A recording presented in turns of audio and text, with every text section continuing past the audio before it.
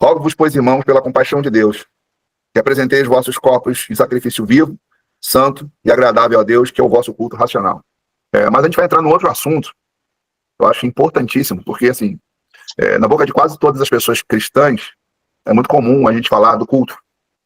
Eu vou ao culto, participei do culto, o culto foi uma bênção, Deus me visitou no culto, recebi aquela palavra no culto, Deus não aceita o culto das pessoas que não estão ali em obediência.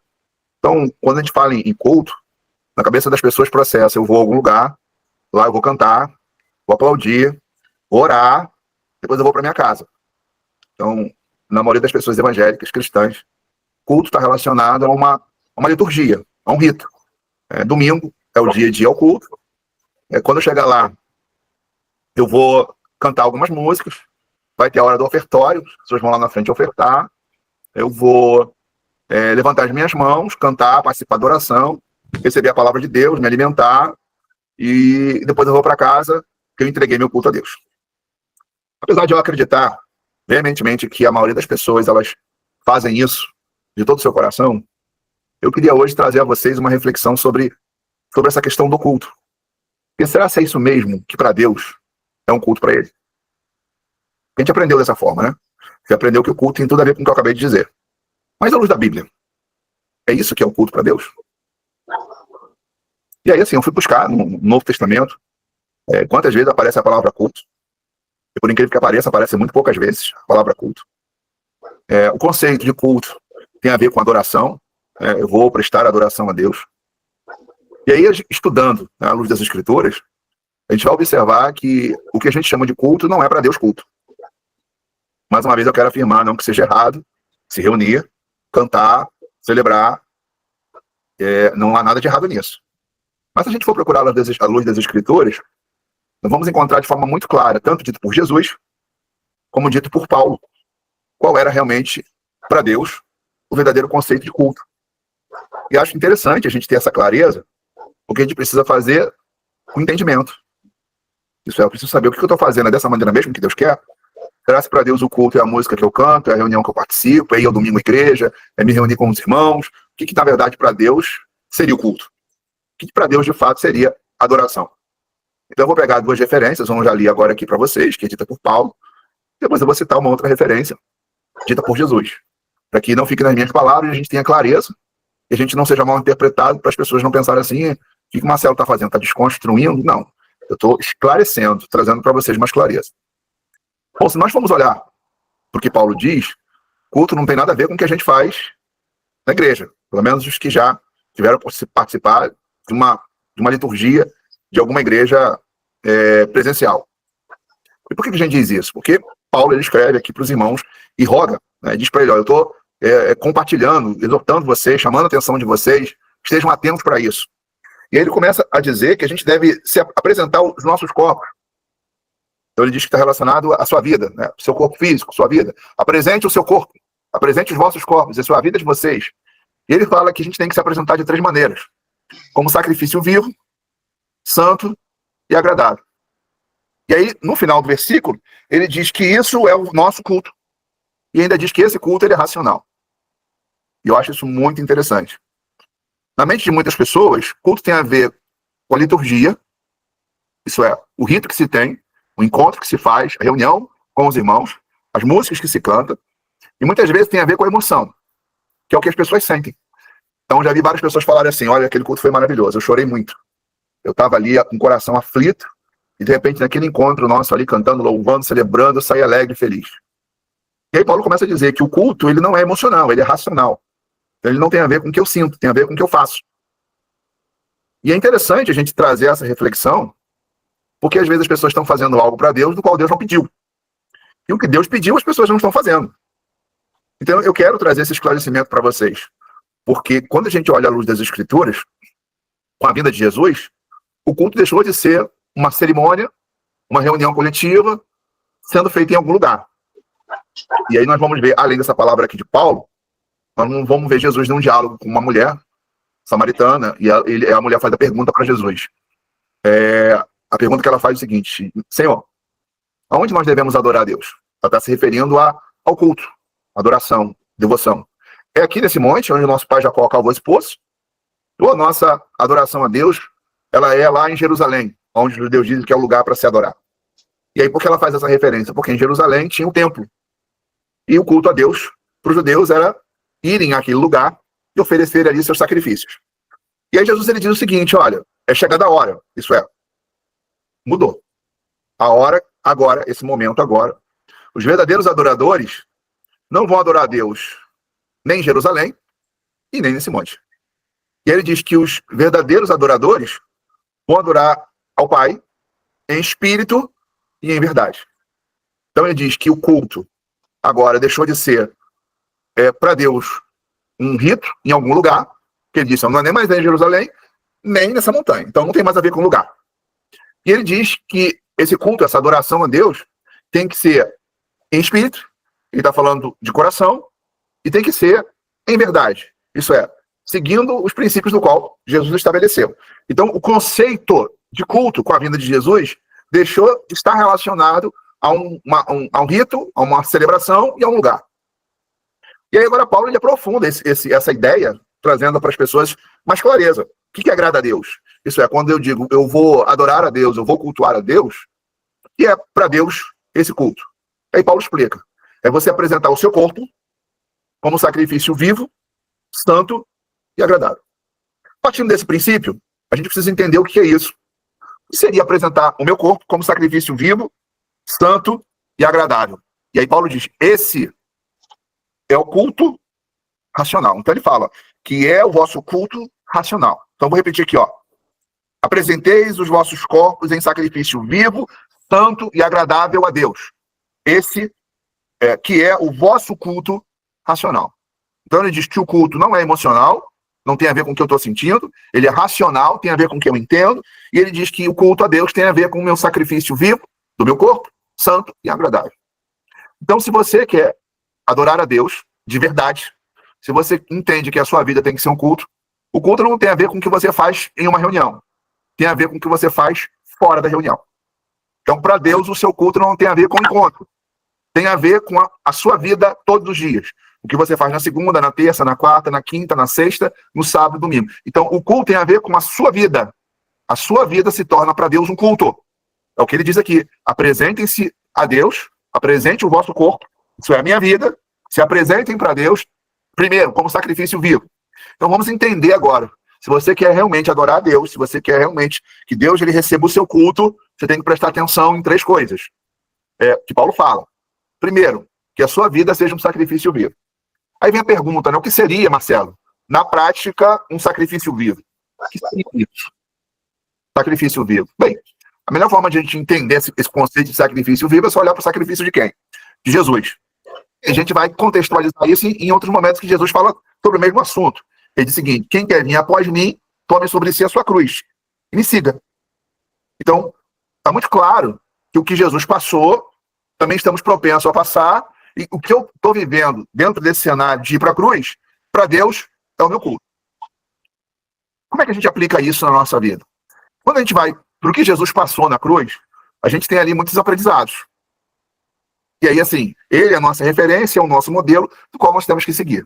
Porque da mesma maneira que Jesus foi para a cruz, eu tenho certeza que todos vocês, em algum momento, já foram também crucificados. Alguns já foram crucificados no relacionamento conjugal, outros de vocês já foram crucificados pelos filhos, alguns de vocês já foram crucificados por parentes, por amigos, e quando você diz crucificado, vão para a prática, né? Feriram Jesus, eu tenho certeza que pessoas já nos feriram também.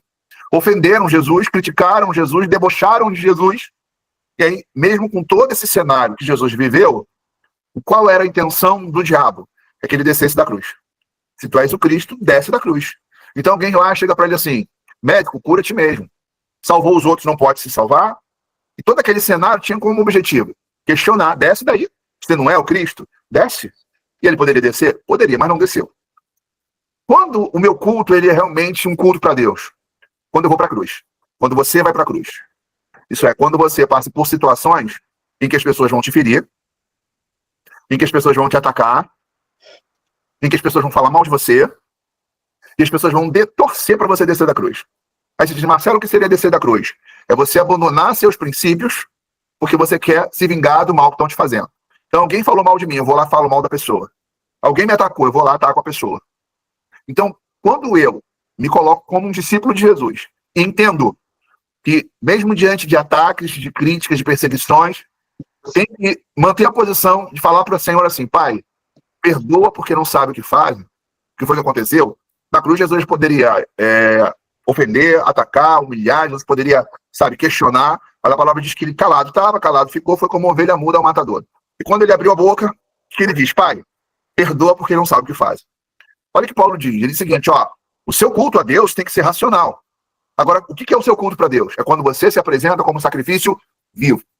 Isso é, você está disposto a entregar a sua vida em sacrifício por causa do Evangelho.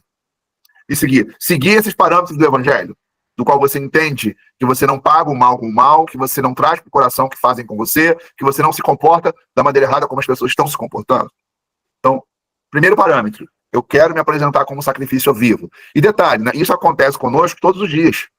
Todo dia você tem um problema com o filho, todo dia você tem um problema com um parente, todo dia você tem um problema com a vizinhança, toda hora tem alguém te crucificando. Às vezes a gente tem momento de bonança, e glória a Deus por isso.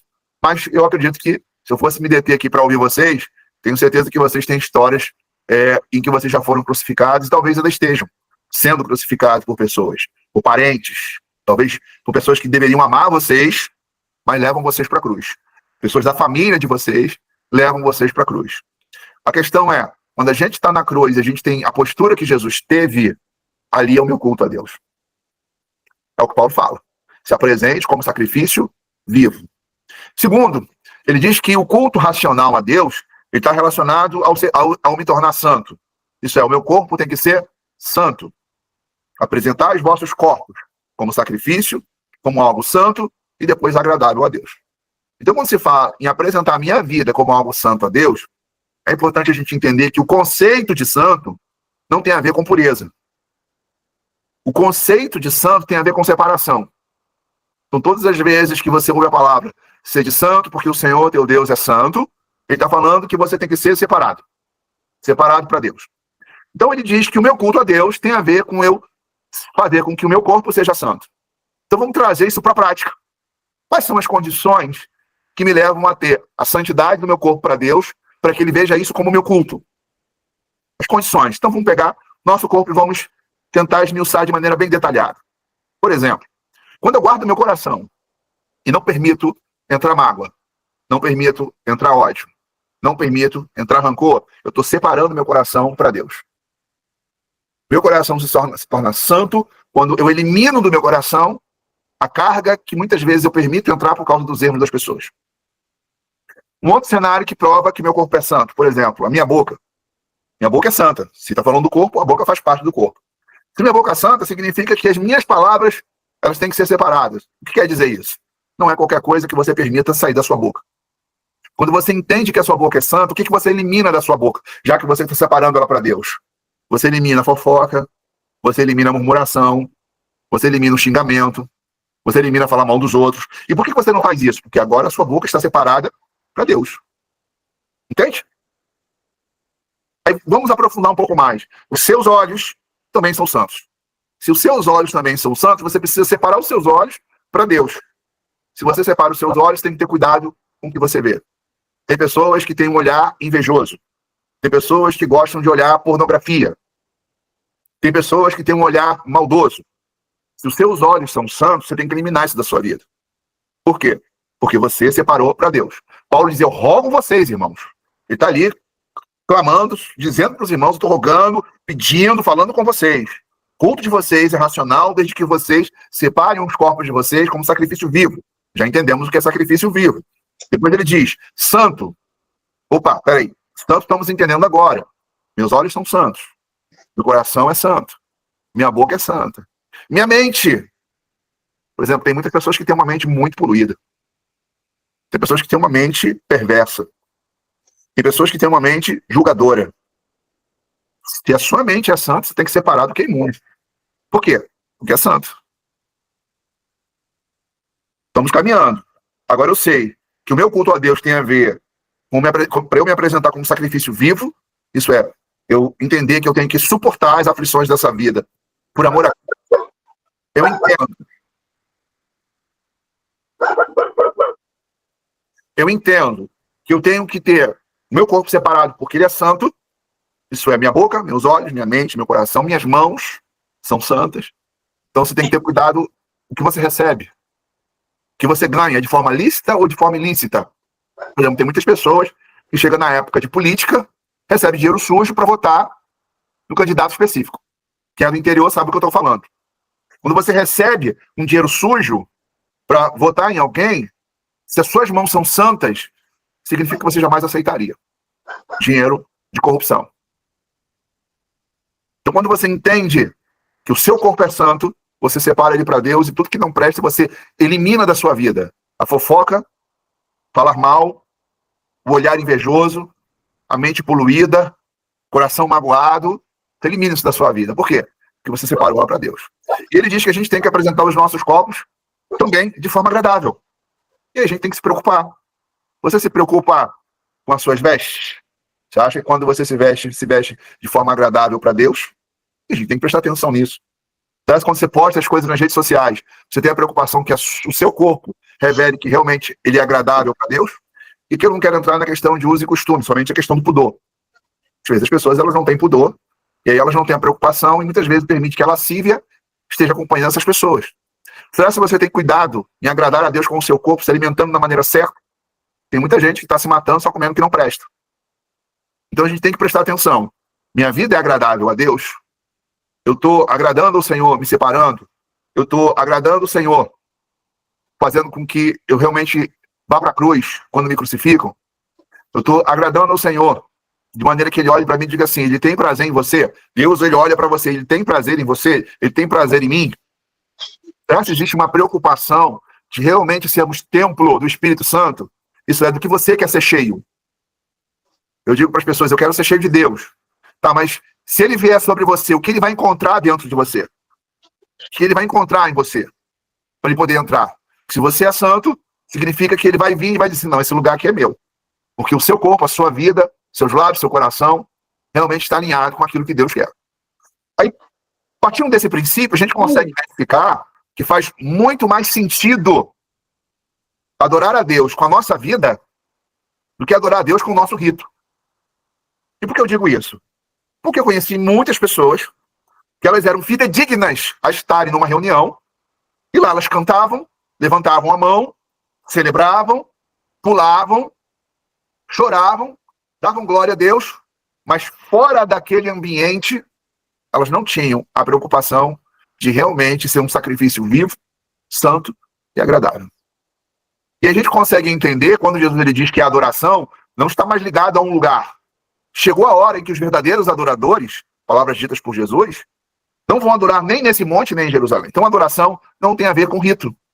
A adoração tem a ver com a vida. A sua vida tem que ser uma vida de culto a Deus.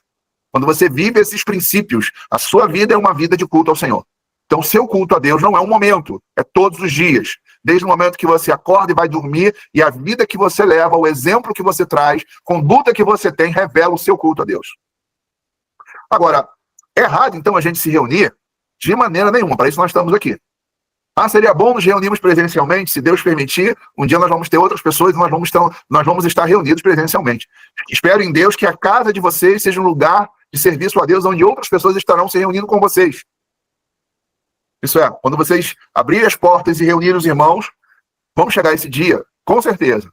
Agora, eu não me reúno com os irmãos, seja presencialmente ou online, por causa do culto. E aí isso tem que entrar na nossa mente. Eu me reúno com os irmãos porque nós somos uma comunidade, porque nós somos uma família, porque a gente precisa ter vínculos uns com os outros, porque a gente precisa se ajudar, porque a gente precisa se alimentar. Então, quando a gente está reunido aqui, a gente está alimentando a nossa alma com a verdade do Evangelho. Quando a gente está reunido aqui, a gente está orando uns pelos outros. Quando a gente se reúne, a gente está construindo um relacionamento que nos leva a nos comunicarmos uns com os outros fora esse encontro. Muitos de vocês já se falam, já se relacionam, independente do encontro de domingo. Muitos de vocês já se comunicam, e a ideia é essa, porque é isso que nos faz igreja. Relacionamento.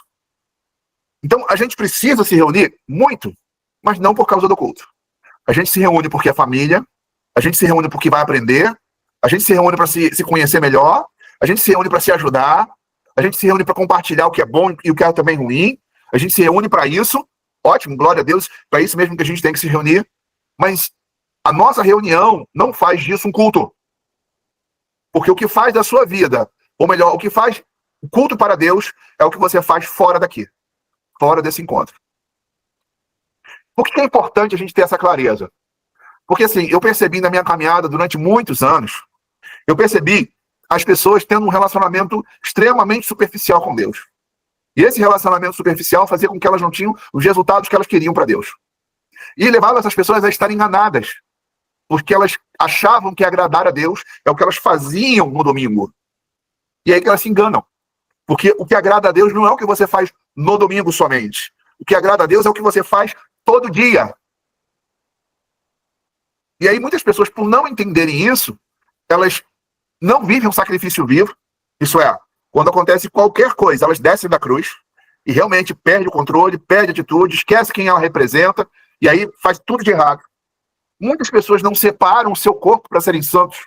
Eles não se permitem viver falando mal dos outros, fazendo fofoca, mentindo, muitas vezes com atitudes de injustiça. Muitas pessoas guardam e trazem no coração ressentimentos. E elas acham que Deus está feliz porque todo domingo elas vão para o culto. E é isso que é importante a gente entender. Porque eu não quero que nós que estamos caminhando juntos vamos trilhar a mesma trajetória. Não podemos seguir na mesma direção. Por quê? Porque senão a gente vai viver os mesmos resultados. Isso é, os problemas que vocês enfrentam, eles nunca vão ter um fim. Porque Satanás sempre vai encontrar uma brecha. Isso não significa que a gente não vai passar por um momento de luta. Muitos de vocês aqui compartilharam comigo, compartilhem com a Alessandra as lutas de vocês, porque nós passamos sim por lutas. Mas se a gente estiver alinhado com o que Deus ele espera da nossa vida, a tempestade ela vem, ela acaba e o sol aparece. E é isso que tem que estar dentro da nossa cabeça. Então eu queria muito hoje de coração que vocês refletissem sobre isso. Isso é a pergunta que eu faço para todos vocês e eu quero que vocês respondam para Deus. A sua vida é um culto a Deus? Você pode dizer que você vai para a cruz toda vez que alguém te crucifica? Você pode dizer que você suporta as aflições por amor a Deus? Você pode dizer que a sua boca, é só você prestar atenção no que você fala toda semana, você pode dizer que a sua boca agrada a Deus? Você pode dizer que o seu coração ele pode entrar e você vai perceber que quando você abrir o seu coração, ele vai rodar todos os espaços do seu coração e não tem nada ali que contrarie os princípios do Senhor? Você pode dizer hoje que os seus olhos eles estão separados para Deus? Porque é isso que para Deus vale. É isso que para Deus é o culto. Quando Jesus disse, os verdadeiros adoradores vão adorar o Pai em espírito, ele está dizendo, a adoração não é algo externo, é algo interno. Os verdadeiros adoradores vão adorar o Pai em espírito, interno. Está lá dentro de você. Você é o sacrifício vivo. Você é o culto que Deus quer. A sua vida é o que revela a glória de Deus. A glória de Deus se manifesta não porque você grita e diz glória a Deus. A glória de Deus se manifesta pela vida que você tem. Que as pessoas elas veem e digam assim, olha, fulano, essa pessoa aqui, ela realmente é uma cristã. Na sua família que está próxima a você, as pessoas do seu ambiente de trabalho, as pessoas que moram com você, elas podem olhar para você e dizer assim, olha, realmente ele e ela, a glória de Deus está sobre a vida deles. Porque a escolha de vida que você optou. Se nós não vivemos isso, a sua vida não é um culto para Deus. E Deus não tem o que compactuar com o que você está vivendo. Agora, é um desafio? Sim, é um desafio. Porque é muito fácil acreditar que ir a algum lugar e cantar, talvez ali meia hora, você está deixando Deus feliz. Aí eu fui lá, cantei, Deus está feliz porque eu cantei 3 músicas, hoje as músicas eram lindas. Deus está muito mais interessado com o que a gente vive todos os dias do que o que a gente canta em meia hora aos domingos, numa reunião. Eu sei que para muita gente é difícil disso entrar na mente, porque a gente passou a vida inteira, e se eu me incluo, estou dizendo para vocês que eu me incluo nisso, que a gente passou a vida inteira ouvindo e dizendo, olha, nós temos que cultuar a Deus. Na sua cabeça, todas as vezes que você ouviu cultuar a Deus, você pensa em música. Na sua cabeça, você pensa em reunião. Na sua cabeça, você pensa em um lugar. Na sua cabeça, você passa o dia, domingo. Quem é sabatista, sábado. E a gente tem que desconstruir isso, porque à luz das Escrituras, isso não existe. Ainda que a gente tem que se reunir, ainda que a gente pode cantar, ainda que a gente vai ministrar a palavra, ainda que a gente pode orar junto, e tudo isso é importante. Eu não anulo a importância de nós nos encontrarmos e nos reunirmos. Mas não podemos confundir que culto não é a nossa reunião. A nossa reunião é um encontro de celebração, é uma comunidade, somos uma família, queremos aprender junto a palavra, queremos cuidar uns dos outros, servir uns aos outros, amar uns aos outros, e isso também é importante. Mas isso não é culto. Culto é a vida que você leva a Deus em adoração. Adoração para Deus tem a ver com a vida que você tem todos os dias. Adoração a Deus tem a ver com sacrifício vivo, com o corpo santo e também agradável a Deus. E eu queria muito que vocês entendessem isso, absorvessem isso, para que vivessem isso. Acredito que talvez a maioria viva, ainda que todos nós em algum momento também já tropeçamos. Marcelo, você já tropeçou nisso? Com certeza já tropecei. Mas quando a gente tem essa compreensão, a gente às vezes tropeça, levanta e segue. Não, Senhor, eu errei, me perdoa. Realmente eu desci da cruz, me perdoa. E a gente se prepara, Senhor, próxima vez eu vou acertar. Na próxima vez eu vou pagar o preço. Na próxima vez eu vou suportar a afronta. Na próxima vez eu vou blindar meu coração. Eu vou me posicionar para que de fato eu agrade o meu Deus.